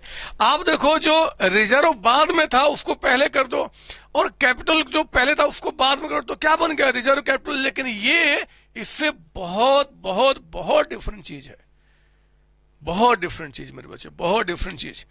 सर जरा समझाओगे या बस आप इमोशन में आते चले जाओगे? ना बच्चे ना, आज इमोशन में नहीं आऊंगा, आज सारी बातें समझाऊंगा जो आपको रिक्वायरमेंट इस चैप्टर से लेकर थ्योरी में, आपको सारी बातें समझाऊंगा। मैं अब आपको यहां पे समझा रहा हूं कि क्या मतलब होता है रिजर्व कैपिटल का। सुनो ध्यान से, सुनो, बस लिखना बंद करो और छोड़ो, आप मेरी बात सुनो। मान लो मेरी कंपनी है सीओसी लिमिटेड, और इस कंपनी के मान लो 5 लाख शेयर्स है। मैंने 5 लाख शेयर्स इशू किया मेरे बच्चे। मैंने पब्लिक को कहा कि देखो जी एक शेयर 10 रुपए का। सर हम भी लिखे, नहीं लिखना, बस सुनते चलो मेरी बात सुनते चलो। 5 लाख शेयर्स 10 रुपए का हमने कहा। फिर हमने कहा कि देखो जी ये पेमेंट जो करना है वो आपको एप्लीकेशन पे 2 रुपीज, अलॉटमेंट पे आपका 3, आपको फर्स्ट कॉल पे मान लो 4 और फाइनल कॉल पे मान लो आपका 1 रुपी पे करना है। मतलब हमने 4 इंस्टॉलमेंट आपको बना दिए। पब्लिक को कहा कि आप पे करो। जब हम 2 लाख शेयर्स को 5 लाख शेयर्स इशू किया मेरे बच्चे 10 रुपए वाले, यानी कि मेरी कंपनी की जो रिक्वायरमेंट रही होगी ना वो 50 लाख रही होगी, तभी हमने 5 लाख शेयर्स इशू किया है। जो प्रोजेक्ट में चलाना चाहता हूं, मैं एक प्रोजेक्ट पे काम करना चाहता हूं। मेरा जो प्रोजेक्ट है मेरे बच्चे, मान लो मैंने ऑनलाइन क्लास का एक नया प्रोजेक्ट स्टार्ट किया और इस प्रोजेक्ट को मुझे 50 लाख की रिक्वायरमेंट है, तो मैंने 5 लाख शेयर्स इशू किया और इस तरीके से बोला कि पेमेंट पे करो। एक बात याद रखना, आपकी बॉडी के अंदर में क्या है? ब्लड है ना, ब्लड। सर हाँ, आप बताओ बॉडी के अंदर में ब्लड अगर आपकी बॉडी की रिक्वायरमेंट से ज्यादा हो जाता है, जो ब्लड का प्रेशर है मतलब जो फ्लो है, अगर बॉडी की रिक्वायरमेंट जितनी उससे ज्यादा, तो फिर क्या होता है? बीपी हाई हो जाता है, ब्लड प्रेशर हाई हो जाता है मेरे बच्चे। और बॉडी में जितने ब्लड के प्रेशर की रिक्वायरमेंट है अगर उससे कम हो जाएगा तो बीपी लो हो जाता है। आप जानते हैं कि बीपी का हाई होना और लो होना दोनों ही स्वास्थ्य के लिए खराब है। कभी कभी आपके यहां पे मौत भी हो सकती है, आप इस बात को जानते हैं मेरे बच्चे। ठीक उसी तरीके से कंपनी के अंदर उसका जो ब्लड है मेरे बच्चे वो पैसा है, कंपनी का ब्लड पैसा है। अगर कंपनी के अंदर में वो ब्लड यानी कि पैसा रिक्वायरमेंट से ज्यादा हो गया तो भी कंपनी खराब हो जाती है। और कंपनी को जितने पैसे के रिक्वायरमेंट है अगर उससे कम पैसा होगा तो भी कंपनी खराब हो जाएगी, क्योंकि कंपनी में एक एक पैसे की कीमत होती है। कल को आप कंपनी स्टार्ट करेंगे तो आप देखेंगे कि ब्लड यानी कि जो पैसा है ना वो जितना रिक्वायरमेंट है उतना ही फ्लो करे कंपनी में, उतना ही। अगर उससे ज्यादा हो गया तो भी कंपनी खराब, कम हो गया तो भी कंपनी खराब। हमेशा आपको जब टॉप किसी कंपनी में रखा जाएगा तो टॉप कंपनी में आपका काम जनरली होता है पैसे को बैलेंस करना, क्योंकि पैसा यानी कि ब्लड अगर हाई हो गया कंपनी खराब, लो तो कंपनी खराब। कई सारी कंपनीज खराब हुई हैं, मैंने खुद देखा है अपनी आंखों के सामने। तो मेरे बच्चे आपका ये काम होगा क्योंकि आप बड़े लेवल के लिए तैयारी कर रहे हैं। आप सुनिए मेरी बात, आप मेरी बात सुनिए। मैं कह रहा हूं कि अगर मान लो कि 50 लाख की रिक्वायरमेंट है, ऐसा हमने सोचा था, ऐसा हमने सोचा था और ये सोचकर हमने पैसा मांगना शुरू किया। पता है क्या हुआ? मैंने आपसे 2 रुपीज मांग लिया, 3 मांग लिया, 4 मांग लिया। यानी कि 5 लाख शेयर्स पे मैं अभी तक 9 रुपीज जब मांगा और मेरे पास जब 40 लाख रुपीज आया तो मैंने क्या देखा कि यार जो मैंने सोचा था उतनी रिक्वायरमेंट है ही नहीं। जो मैंने सोचा था उतनी रिक्वायरमेंट नहीं है। मुझे तो अगर 45 लाख जो आ चुके हैं इसी से मेरे कंपनी का प्रोजेक्ट पूरा हो जाएगा। अगर अब पैसा आएगा तो कंपनी में अननेसेसरी पैसा का फ्लो बढ़ेगा और कंपनी खराब हो जाएगी। अगर आपका इससे कम होगा तो भी कंपनी खराब हो जाएगी। ऐसा सोचा था मेरे बच्चे। कितने का? 50 लाख। लेकिन अब एक्चुअली क्या लगता है कि जितना आ चुका वो काफी है। तो मेरे बच्चे अब मैं फिर इस 1 रुपए का क्या करूं, इसका क्या करूं, इस 1 रुपए का क्या करूं मैं? क्योंकि अगर ये मंगाया तो भी काम खराब हो जाएगा और नहीं मंगाया तो पता नहीं क्या हो जाएगा जी। एक चीज बता दूं, ऐसे आपके सिलेबस में अभी है नहीं बट सुनना, कंपनीज एक्ट में प्रोविजन है कि ये पूरा का पूरा जो 10 रुपए है ना, 10 रुपीज आपका, वो टू द मैक्सिमम 1 वर्ष के अंदर आपको मंगा लेना है। It is the requirement of companies act 2013 that the shares must become fully paid up with in a period of 1 year. मतलब 12 महीने से ज्यादा समय आप नहीं ले सकते। लेकिन अब अजीब से विडंबना आ गई मेरे बच्चे कि हमने 9 रुपए मंगाया है, अगर इसको मंगाता हूं तो कंपनी खराब हो जाएगी और अगर मैं इसको नहीं मंगाता तो कंपनी का लॉ मैं तोड़ रहा हूं। अब मैं करूं तो क्या करूं? बताओ आप क्या करोगे? क्या पैसा मंगाओगे? कंपनी खराब। नहीं मंगाओगे? लॉ खराब, जेल जाना पड़ेगा। अब मैं क्या करूं? मेरे बच्चे एक बीच का रास्ता है। वो बीच का रास्ता क्या है कि अगर ये कंपनी को 100% श्योर है कि इस पैसे की रिक्वायरमेंट नहीं है तो मेरे बच्चे ये क्या करेगी, एक स्पेशल रेजोल्यूशन पास करेगी, अपने शेयर होल्डर्स को बुलाएगी, मीटिंग करेगी और एक रेजोल्यूशन पास करेगी और उसमें कहेगी कि देखो जी ये जो 1 रुपया है ना हम आपसे कभी भी नहीं मंगाएंगे। कभी नहीं मंगाएंगे, कभी नहीं मंगाएंगे, कभी नहीं मंगाएंगे। 1 रुपया नहीं मंगाएंगे, जितना आपने दे दिया बस खत्म हो गई बात, ये पैसा कभी नहीं मंगाएंगे। हाँ, ये पैसा अगर मंगाने की नौबत आई तो only only at the time of liquidation. Liquidation यानी कि वाइंडिंग अप, लिक्विडेशन कह दे या कह दे वाइंडिंग अप। वाइंडिंग अप का मतलब होता है कंपनी का बंद हो जाना। मतलब यहाँ पे सीओसी ने अपने शेयर होल्डर्स को बुलाया, उनको एक मीटिंग किया और उसमें एक स्पेशल, रिपीट कर रहा हूं, स्पेशल रेजोल्यूशन पास किया और उसमें यह कहा गया कि देखो जी, ये हमें जितना आप पैसा दे चुके उतना काफी है, अब पैसे की रिक्वायरमेंट नहीं है तो ये पैसा हम आपसे नहीं मंगाएंगे। लेकिन हाँ, जब कंपनी बंद होगी, अगर कंपनी बंद होगी तो बंद होने के टाइम पे हम ये पैसा आपसे मंगा सकते हैं, अगर लायबिलिटी वालों का पेमेंट करने के लिए पूरा पैसा हमारे पास नहीं हुआ तो। सर वो कैसे होता है, क्या होता है? बड़े बच्चों की बात है, बड़े हो जाओ ना थोड़ा सा, सब समझाऊंगा वहां पे। आज तो उतनी ही बातें करना तो जितने आपके सिलेबस की रिक्वायरमेंट है मेरे बच्चे। तो हमने कहा कि ये पैसा only at the time of liquidation मंगा सकते हैं, before that amount can not be called, वो उसके पहले आप नहीं मंगा सकते।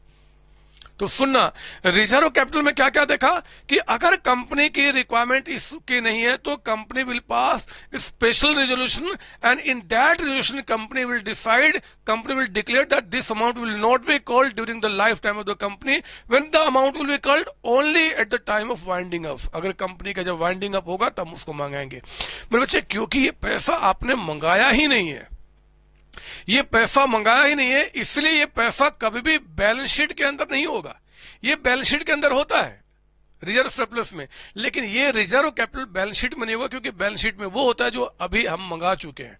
ये हमेशा आपका क्या होगा जी, ये नोट्स टू अकाउंट में दिखाया जाता है। आप कभी किसी कंपनी का बैलेंस शीट देखोगे तो वहां नोट में सिर्फ लिखा होता है कि भैया 1 रुपए का रिजर्व कैपिटल है जो कंपनी वाइंडिंग अप के टाइम पे मंगा सकती है। ये रिक्वायरमेंट आपको शो करना होता है नोट्स टू अकाउंट में। तो हमने दोनों का मीनिंग समझा दिया, आप कंफ्यूज नहीं होना। कैपिटल रिजर्व अलग होता है, रिजर्व कैपिटल अलग होता है मेरे बच्चे, इसी बात को मैंने यहां पे आपको बताया है। आइए सुनिए जरा एक बार। पहले मैं क्या करता हूं, पहले 1 पॉइंट नहीं समझाऊंगा, पहले 1 पॉइंट ये नहीं, पहले आप यहां से देखिए। It is created out of capital profit. ये कहां से निकलता है? कैपिटल प्रॉफिट से, ठीक है ना। It is not mandatory to have reserve capital. ये रखना मैंडेटरी नहीं है, मतलब कोई कंपल्सन नहीं है कि नहीं जी आपको इसको डिक्लेयर करना ही पड़ेगा, ये आपकी मर्जी है। अगर आपको रिक्वायरमेंट लगता है कि नहीं है तो फिर डिक्लेयर करो, अदरवाइज ना करो। यहां पे कैपिटल रिजर्व में कोई स्पेशल रेजोल्यूशन की रिक्वायरमेंट नहीं है, लेकिन रिजर्व कैपिटल में आपको रिक्वायरमेंट है, स्पेशल रेजोल्यूशन यहां पे पास करना होता है मेरे बच्चे, याद रखना इस बात को। कहता है कि जो कैपिटल रिजर्व है, यानी कि ये वाला अमाउंट आपका, it can be use during the life time of the company. Profit है जी, फायदा है, मैं यूज कर सकता हूं। लेकिन ध्यान रखना, ये जो रिजर्व कैपिटल है, it can be used only at the time of winding up. जब कंपनी बंद होगा तभी आप उसको यूज कर सकते हो, उसके पहले उसका यूज अलाउड नहीं है मेरे बच्चे। एक चीज और बता दूं, कहता है कि it can be use for writing of capital losses. कहा था ना कि कैपिटल लॉस को राइट ऑफ करने के लिए आप इसको यूज कर सकते हैं, लेकिन ये तो हो ही नहीं सकता क्योंकि कुछ हमने मंगाया नहीं है, तो फिर कहां से करेंगे। और हाँ, ये आपका बैलेंस शीट में दिखाया जाता है और ये आपका नोट्स टू अकाउंट में डिस्क्लोज करते हैं। ये बैलेंस शीट का पार्ट है जी रिजर्व सरप्लस के अंदर में, ये आपका नोट्स टू अकाउंट का पार्ट आपका है। बात समझ लो मेरी ना? सर हाँ, सर हाँ। सर ये ऊपर वाला क्या है? सुन लो, अभी आपको ज्यादा समझ में नहीं आएगा, जैसे जैसे बड़े होंगे चैप्टर में समझना शुरू करेंगे। ये जो कैपिटल रिजर्व है मेरे बच्चे, एक होता है शेयर होल्डर्स को डिविडेंड पे करना।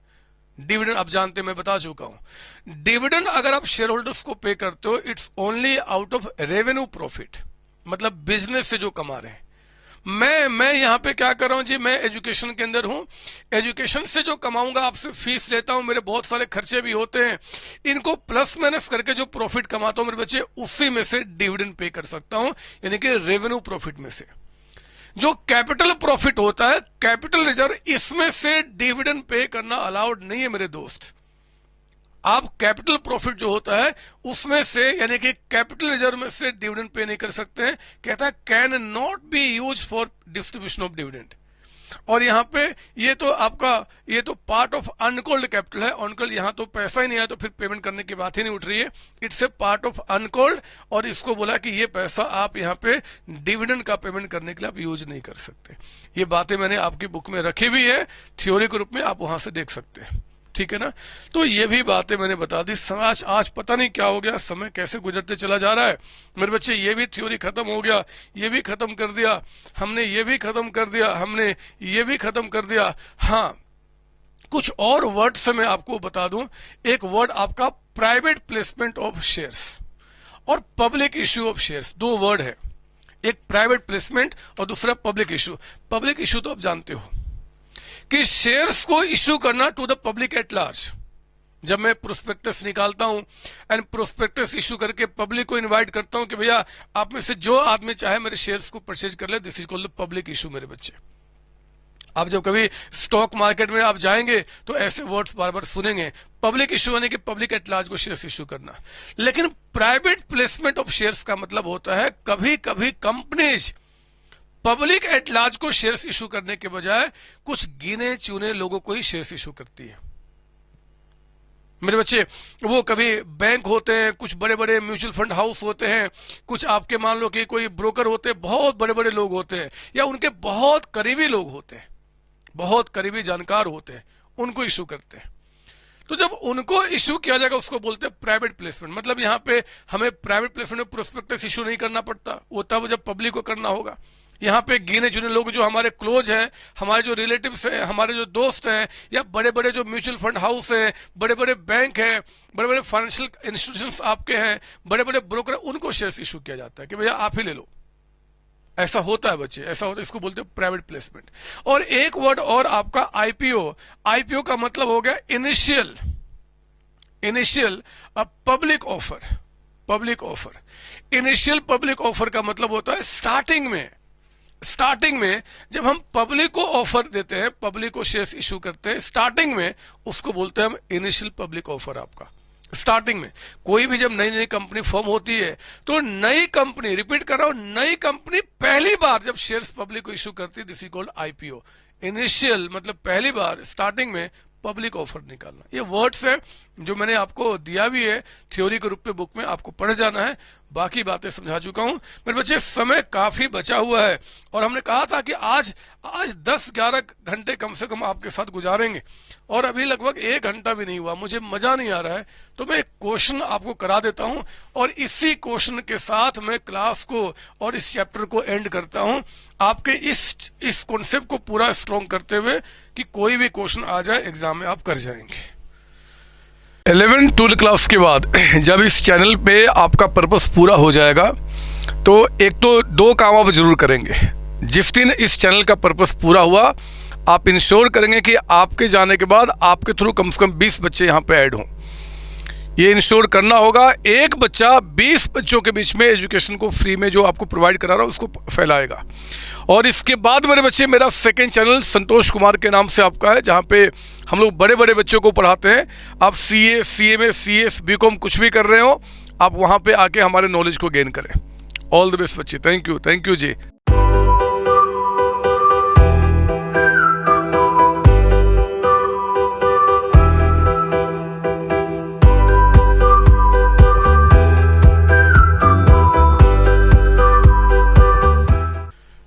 चलो जी, मैं इसको मिटा देता हूं और मेरे बच्चे मैं आपको दिखाता हूं यहाँ पे कुछ अच्छी बातें। सुनो, यहाँ पे मैंने क्वेश्चन रखा हुआ है, तो मैं अपने पास ले लेता हूं, फिर उस क्वेश्चन को लिखता हूं, फिर आप मेरे साथ आंसर करेंगे। लिखिए मेरे साथ, यहाँ पे लिखेंगे आप। यहाँ पे नंबर 1 एग्जाम्पल, नंबर 1 लिख दो। यहाँ पे कहता है कि COC लिमिटेड, नाम तो सुना ही होगा। forfeited कहता है 500 equity shares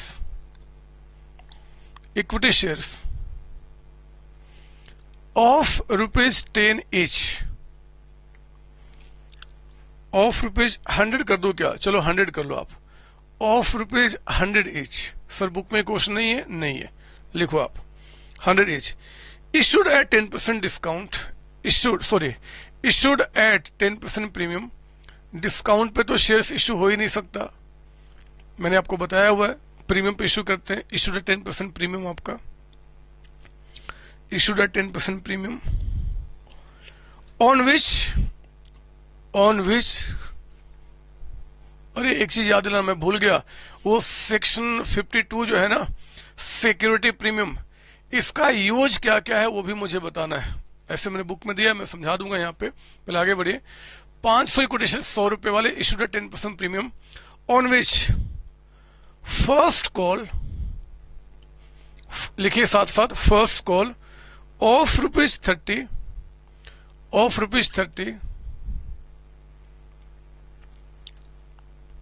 was not received। अच्छा, फर्स्ट कॉल का 30 रुपए यानी कि नहीं है। और कहता है आपका यहां पे आगे final call of ₹20 not yet called. अच्छा, मतलब फाइनल कॉल जो अभी तक कॉल नहीं हुआ है एंड फर्स्ट कॉल का 30 नहीं आया है, तो 100 में 30 20 हटा दो 50, तो 50 आ चुका है इसका मतलब, ठीक है। कहता है इसके बाद आपका give entries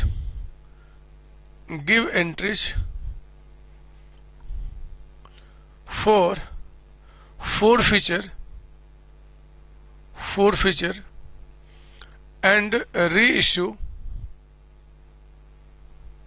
under following cases आपका कौन से केस है आपका, लिखेंगे आप यहां पे केस नंबर 1, पहला केस नंबर 1 कहता है कि 200 of these shares were reissued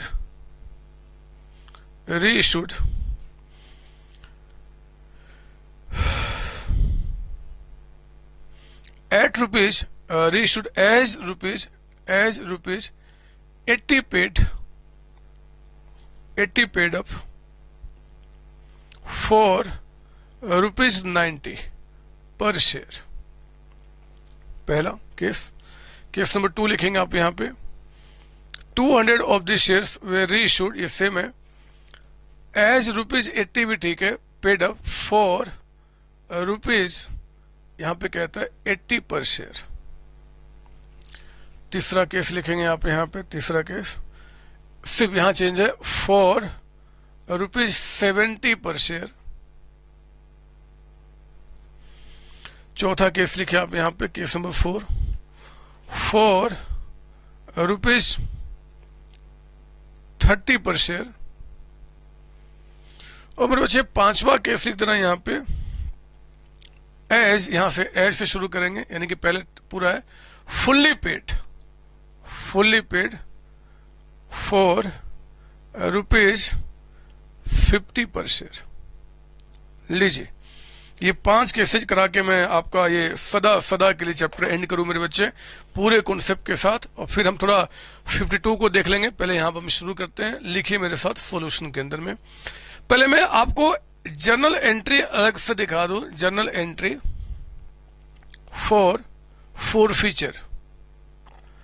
forfeiture की एंट्री क्या होगी जरा बताइए। 500 शेयर्स फॉरफिट किया तो हम लोगों ने यहां पे शेयर कैपिटल अकाउंट डेबिट हो गया, शेयर कैपिटल अकाउंट डेबिट आपका हो गया। देखो, इसने आपका application allotment, first call and final call, 4 call यहां पे, फर्स्ट कॉल 30 कह रहा है, फाइनल 20 कह रहा है, ये कॉल अभी तक नहीं हुआ, यानी कि दोनों मिला के कितना हो गया 50। और बिना किसी डाउट के जो प्रीमियम होगा 10% यानी कि 10 रुपया, वो यहीं पर होगा अलॉटमेंट के साथ, है ना, क्योंकि ना बता तो हमेशा प्रीमियम कहां मानते हैं, अलॉटमेंट के साथ। अब ये जो आपका, क्योंकि आपने ये दोनों पे कर दिया है तो प्रीमियम का पैसा भी पे कर दिया है, प्रीमियम यहां पे नहीं आएगा। तो आप क्या बोलेंगे, टू कॉल्स इन अरियर, जो मांगा और आपने नहीं दिया, ऐसे क्वेश्चन बहुत कर चुके हैं, बस री इश्यू की बातें समझानी है, and share forfeiture account, share forfeiture account. मेरे बच्चे, ये जो आपके 500 शेयर्स हैं, 500 पे आपने कहां तक कॉल किया, 80 तक, ये मत देखना, प्रीमियम हटा दो, 80 रुपीज तक, यानी कि 40,000। इसमें 500 शेयर्स पे कितना नहीं आया, ये 30 नहीं आया, ये नहीं आया, यानी कि मेरे बच्चे 15,000 नहीं आया। तो कैपिटल का पैसा आया कितना 50, यानी कि 500 इंटू आपका 50, 25,000। समझ लो ना, ये सब पहले कर चुके हैं, ज्यादा टाइम नहीं बर्बाद करूंगा। ये तो फोरफिट का हो गया। अब आइए केस नंबर 1 में। आपने सिर्फ 200 शेयर्स रीइश्यू किए हैं, बैंक अकाउंट डेबिटेड। कहता है कि 4 रुपीज 80, मतलब ये देखो आप 20 तो कॉल नहीं हुआ, तो हमने पब्लिक को बोला कि आप 80 के बदले में आप हमें कितना दो, 90। ज्यादा ले रहे हैं, ज्यादा, तो bank out debited to equity share capital account. अगर ज्यादा लोगे तो कोई लॉस का कोई सवाल ही नहीं बनता, तो हम एडजस्ट क्यों करेंगे। एंड टू ज्यादा मतलब सिक्योरिटी प्रीमियम रिजर्व अकाउंट, है ना। तो देखो हमने क्या बोला, हमने 200 शेयर्स इश्यू किया है इनटू आपका 90, जितना बैंक में मंगाया वो यहां लिखो आप। कैपिटल के आगे 200 इंटू आपका 80, यानी कि 16,000। और मेरे बच्चे 200 इंटू आपका 10 रुपए, ये आपका 2000 प्रीमियम के आगे हो गया। तो ये एंट्री कंप्लीट। ये केस 1 में नंबर ए एंट्री है। बी में जितने शेयर्स रीइश्यू हो चुके हैं उनके नाम का जो पैसा शेयर फॉरफीचर अकाउंट में है मेरे बच्चे, वो जो अनयूज्ड बच गया that will be transfer to capital reserve. और आप देख रहे हैं कि कुछ भी यूज नहीं हुआ मेरे बच्चे, कोई भी यूज नहीं हुआ। सिर्फ इतना बता दो फॉरफिट कितना किया था, 25,000, यही दिखा दे रहा हूं, 25,000। कितने शेयर्स को फॉरफिट किया था, 500। रीइश्यू कितना किया, 200। तो इसके नाम से फॉरफीचर अकाउंट में कितना पैसा हो गया, 10,000। ये 10,000 रुपए है। ये 10 जिन शेयर्स को रीइश्यू कर लिया उसके नाम से 10,000 है।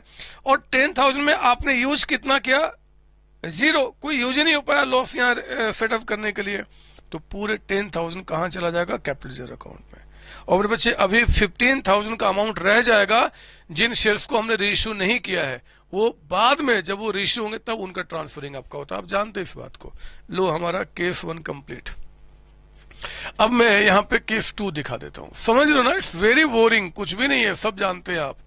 कहता है भैया इस पर रीइश्यू हुआ 84 रुपीज 80, तो bank account debited, bank account debited. और 80 के बदले में 80 लिया, कोई प्रीमियम है ही नहीं, यानी कि to equity share capital account. Loss भी नहीं हुआ मेरे बच्चे, क्योंकि जिसको बेचा कहा कि भैया 80 का चीज हम 80 में ही देंगे, कुछ कम ज्यादा नहीं। वो डिपेंड करता है डायरेक्टर्स के ऊपर में। तो आपके 200 इंटू आपका 80, यानी कि 16,000, और यहां भी 16,000। फिर से यहां पे जरा देखो तो कोई लॉस तो हुआ नहीं, यानी कि शेयर फॉरफीचर अकाउंट में जितना भी पैसा रह गया 200 शेयर्स पे, रिपीट कर रहा हूं, 200 जिनको हमने रीइश्यू कर दिया है, वो amount will transfer to capital reserve account, capital reserve account. और मेरे बच्चे वो अमाउंट कितना आपका हो जाएगा, पूरा का पूरा, सॉरी माफ कीजिए, कितना जी, 10,000, है ना।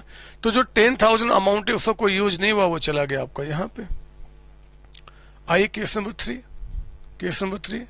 अब यहां पे 70 पे, तो बैंक में आ गया 70, बैंक अकाउंट डेबिटेड आपके कितना जी, 200 शेयर्स इंटू आपका 70, यानी कि 14,000। आप साथ साथ लिख रहे हो ना, मत बोलना कि सर बहुत तेज कर रहे हो, क्योंकि कुछ भी नहीं है, आप सब जानते हैं। And to share capital account कितना जी, 200 इंटू 80, यानी कि 16,000 के बदले में 14,000 लिया। ये जो 2,000 का आपका लॉस हुआ, that loss we have adjusted from share forfeiture account. तो आपने शेयर फॉरफीचर अकाउंट से एडजस्ट कर दिया।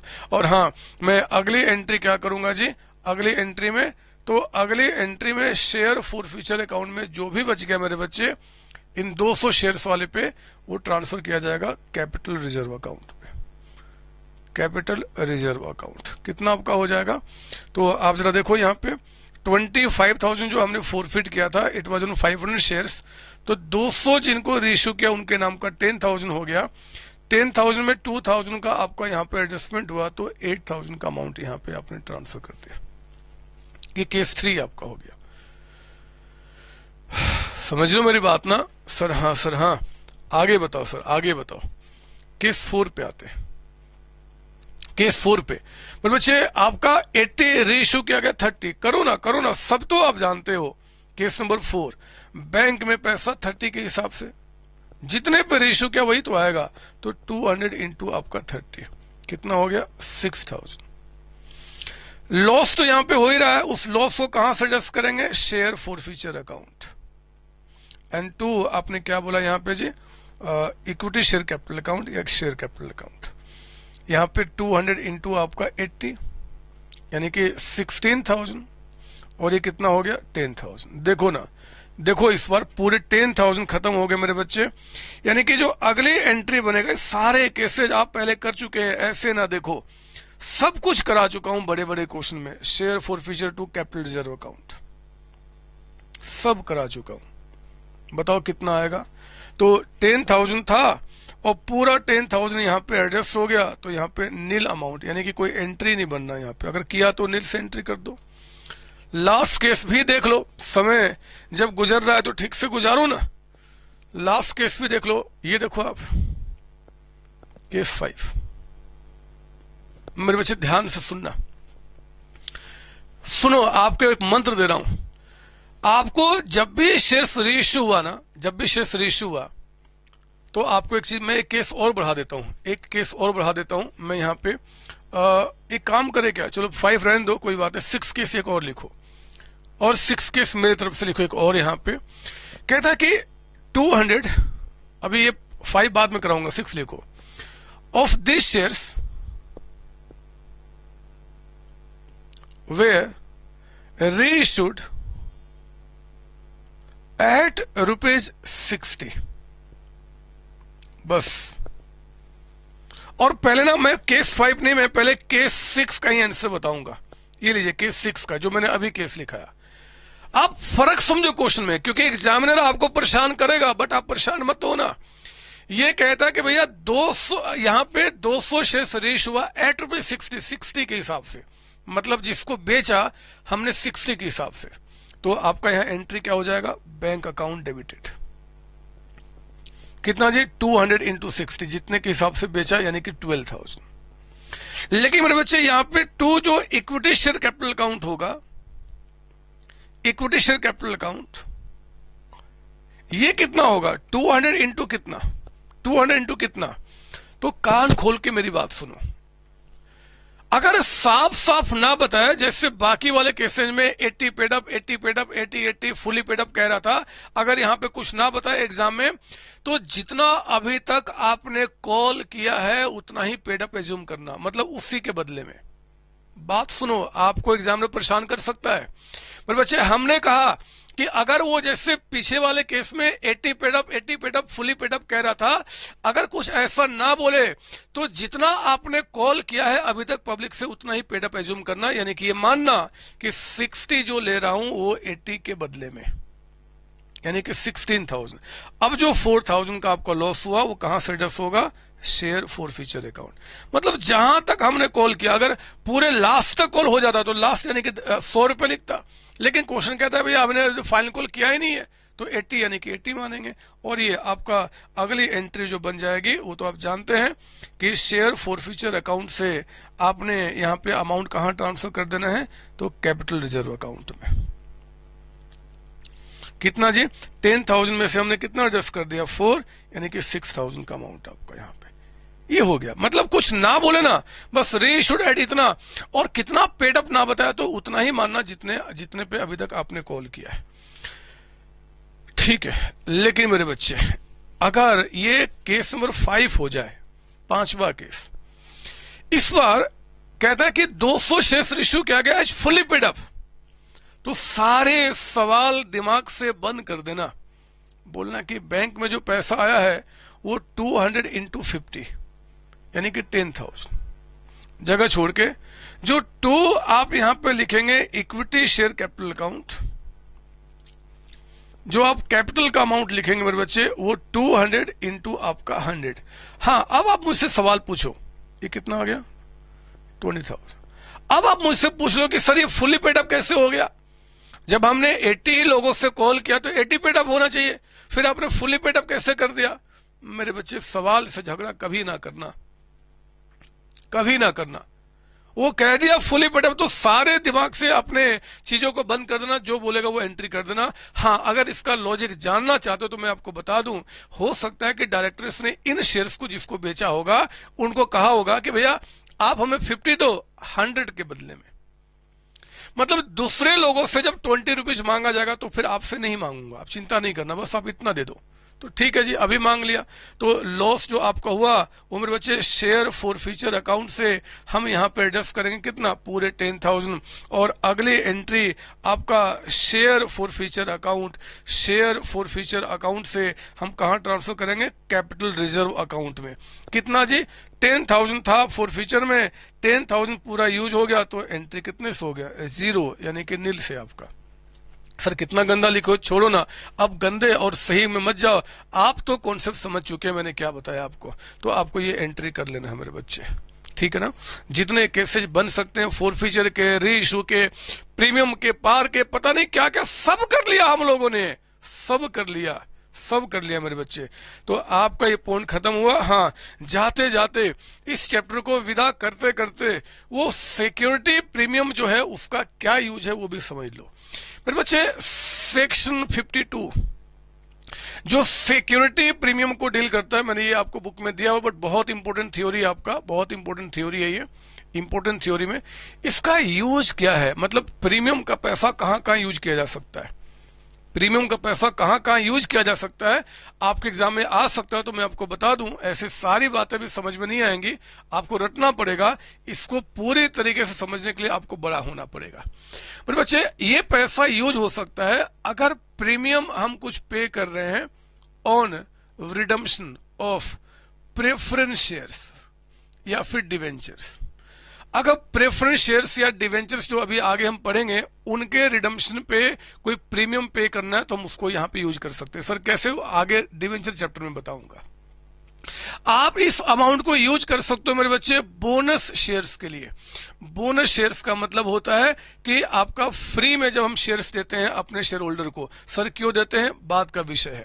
सर इसके लिए कैसे यूज करेंगे बात का विषय आपके सिलेबस में नहीं, अभी नहीं है, अभी आपको बस इसको रटना पड़ेगा, मेरी मजबूरी समझना, क्योंकि आगे आगे तक की बातें मैं आपको यहाँ पर लिखा रहा हूं मेरे बच्चे। और क्या जी, तो कहते हैं प्रीमियम का पैसा यूज हो सकता है राइटिंग ऑफ, राइटिंग मतलब एडजस्ट करना, क्या जी, कैपिटल लॉस। अगर कोई कैपिटल लॉस होता है तो उससे भी इसका एडजस्टमेंट हो सकता है मेरे बच्चे। ये पैसा सर लिख लें, सब बुक में दिया है, सुनते चलो। ये यूज हो सकता है राइटिंग ऑफ, राइटिंग ऑफ क्या जी, आपका प्रिलिमिनरी एक्सपेंसेज, वो जो आपने बिजनेस स्टार्ट किया था उस समय जो खर्च किया था उससे उस अमाउंट को इससे राइट अप कर सकते हैं। मतलब जब यहां से एडजस्ट हो जाएगा तो फिर प्रॉफिट लॉस में नहीं जाएगा। बातें बहुत सारी होती हैं मेरे बच्चे, बातें बहुत सारी होती हैं, लेकिन अब सोचो ना मैं क्या करूं। सेक्शन 52 जो है वो जैसे जैसे बड़े होंगे वैसे वैसे इसके बारे में सीखना है, तो यही छोटी छोटी बातें थोड़ी रट लेना, समझ लेना, और फिर हम आगे इसको खत्म करते हैं मेरे बच्चे। अब आप मेरी बुक का, चाहे दुनिया की किसी भी बुक का कोई भी क्वेश्चन आप कर सकते हैं, ये मैं ऐसे देखो ठोक के बोलता हूं, बशर्ते कि कैलकुलेशन गलत ना हो, कॉन्सेप्ट लैंग्वेज पे कमांड हो, आपको आपको आपका इंग्लिश या हिंदी जो भी लैंग्वेज है उसको पढ़ने आता हो ठीक से, आपको कैलकुलेशन गलत ना हो, तो कोई भी क्वेश्चन कर सकते हैं। इतना मस्त तरीके से इस चैप्टर को हम लोगों ने एंड किया है। चलिए इस चैप्टर को एंड करते हैं मेरे बच्चे। अगली क्लास में जब मिलेंगे हम लोग डिवेंचर्स टॉपिक की शुरुआत करेंगे, और वहां तो इतना मजा लेंगे, इतना मजा लेंगे कि मैं क्या बताऊं, क्योंकि समझने के लिए बहुत सारी बातें इसी चैप्टर में समझ चुके हैं, बस उसका एप्लीकेशन मुझे वहां पे समझाना है डिवेंचर के साथ। आप सबको तब तक bye bye tata, bye bye tata, bye bye tata बच्चों। थैंक यू जी, थैंक यू, थैंक यू। समाप्त, चैप्टर समाप्त। कई सारे बच्चे मुझसे पूछते हैं कि सर आप 11-12 क्लास को क्यों पढ़ा रहे हो, और वो भी फ्री ऑफ कॉस्ट, रीजन क्या है मेरे बच्चे। मैं सच्चाई बता रहा हूं, इसमें जितना जितना फायदा आपका है ना उससे उतना एटलीस्ट उतना फायदा मेरा भी है। मैंने सीए की, ये मेरी बुक से, ये सीए फाउंडेशन की बुक है, ये सीए इंटर ग्रुप 1 की बुक है, और ये हमारे सीए इंटर ग्रुप 2 की बुक है। ये सारी बुक्स मैंने अपने बच्चों के लिए लिखा हुआ है। यही नहीं, हमारे ये सीएमए की बुक है, ये हमारे सीएमए के अंदर में सीएमए फाउंडेशन, ये मेरा CMA इंटर ग्रुप 1 की बुक मैंने आपके लिए लिखा हुआ है, ये CMA इंटर ग्रुप 2 की बुक मैंने आपके लिए लिखा हुआ है, और ये CMA फाइनल की बुक मैंने आपके लिए लिखा हुआ है। इसी तरीके से CS की मेरी बुक है, मेरे BCom की बुक्स है। मैंने सबके लिए बुक तैयार किया है मेरे बच्चे, और उनको मैं पढ़ा रहा हूँ, और बहुत बेहतर तरीके से हज़ारों बच्चे आपके ऑल ओवर इंडिया में हर एक साल मुझसे पढ़ते हैं।